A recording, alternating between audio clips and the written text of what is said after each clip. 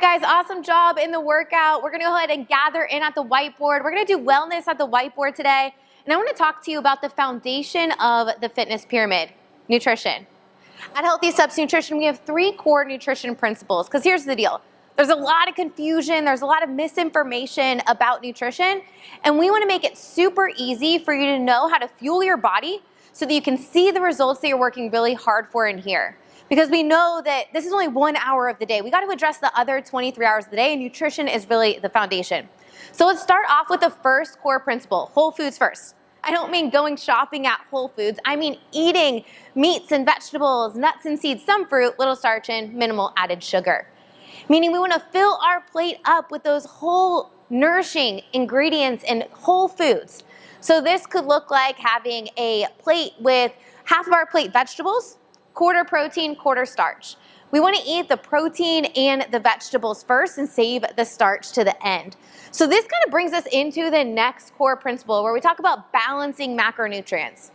And you might be thinking, well, Nicole, I've heard all different sorts of things about, eating just protein or staying away from certain macronutrients. And the truth is they all play an important part in helping you feel your best and fuel your body. So protein is the building blocks of muscle. This is one of the things that we see many clients not getting enough of. You're working really hard in the gym, and if we are not getting enough protein, it's gonna be impossible to build muscle. It's one of the reasons why we recommend having protein every single meal and snack. So when we make a plate, we want it to be balanced with protein, carbs, and fats. This is gonna help keep us full and satisfied so that we're never hangry. How many of us have ever felt hangry? I know I have before. It's not fun, especially when we're trying to reach weight loss goals. So balancing those macronutrients is really important to help us keep us full, but also for health purposes. When we think about eating, we want our blood sugar to stay stabilized. We don't want a big spike in our blood sugar and then that big crash.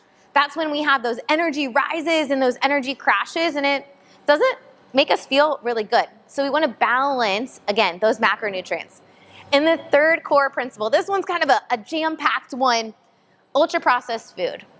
So simply put, this is food that's made in a factory, not in your kitchen. It's the things when you're going down the aisle at the grocery store and you see these claims on the front that say great source of protein or awesome source of vitamin B, when in reality it's loaded with different things to make it super addicting that aren't found naturally. And it causes our body to have a wreck of different things. So we want to make sure that we're limiting the amount of ultra-processed foods. The next thing that we want to look at is added sugar. Sugar is super addicting, more addicting than many drugs that we have. And food and beverage companies do a really good job putting sugar in their foods because they know if you have it, you're going to crave it and you're going to want more and more. It's one of the reasons why we can sit down in front of the TV and have a whole sleeve of Oreos, but we would never eat a whole bushel of apples at one time. No, of course not. When we add sugar in it, it causes us to crave more and more. And when we look at the top 10 causes of death in the United States, 9 out of the top 10 are caused or worsened by elevated blood sugar. This is something that we want to think about because if our mission is to help you prevent and reverse chronic disease, we want to make sure that we take control of our blood sugar because so many people have problems regulating blood sugar. They either have diabetes or prediabetes. So we want to limit the amount of added sugar, and the good news is whenever we look at a nutrition facts label, that'll be another wellness at the whiteboard in the future. But when we look at the nutrition facts label, I challenge you to go in your pantry and look at one. You can see it clearly how much added sugar is in each food item that is in your pantry.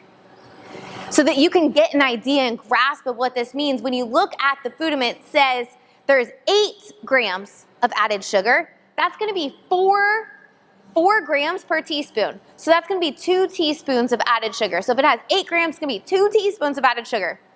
Something crazy like oatmeal has 2 teaspoons of added sugar. We think oatmeal is really good. Or yogurt could have 20 grams of added sugar. 20 divided by 4, 5 teaspoons of sugar in one Greek yogurt. You think it's healthy, but companies add sugar to make you crave more and more. So we want to limit the amount of added sugar. And then we have to talk about alcohol. Now, while I know that having a glass of wine or 2 occasionally is, completely fine, when we look at preventing and reversing chronic disease, we do want to limit the amount of alcohol. There's direct correlations between alcohol and increased risk of cancer like colon cancer and breast cancer. We want to decrease that risk. So limiting the amount of alcohol is really important.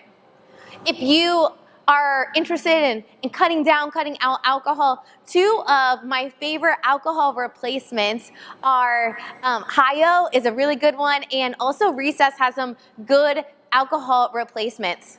I know my husband Jason absolutely loves the Blue Moon non-alcoholic beer. It tastes exactly like Blue Moon. So I challenge you to give it a try and see what you think. When we think about making health a way of life, it needs to be simple. So recap here. We want balance of macronutrients. Try the plate method. Half of our plate protein, half of our plate vegetables, quarter protein, quarter starch. We want to limit the amount of ultra-processed food. Try for that whole foods. Shop the perimeter of the grocery store. Limit the amount of added sugar and alcohol. If we start there, we're going to be able to see some really incredible results. We want to make sure that we're pairing protein with every single meal and snack that you have so that you're building the muscle you're working so hard for in here. Your protein shake after a workout is not going to cut it. We got to make sure that we're having protein throughout the day. And if we're not getting it with every meal and snack, it's going to be really tough to meet your goal for the day.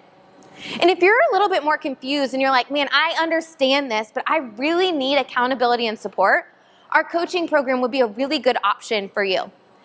When you sign up for our nutrition coaching and health coaching program, you're going to get paired with a coach. They're going to do a deep dive and initial assessment with you, help you create a plan, and then they're going to keep you accountable every step of the way.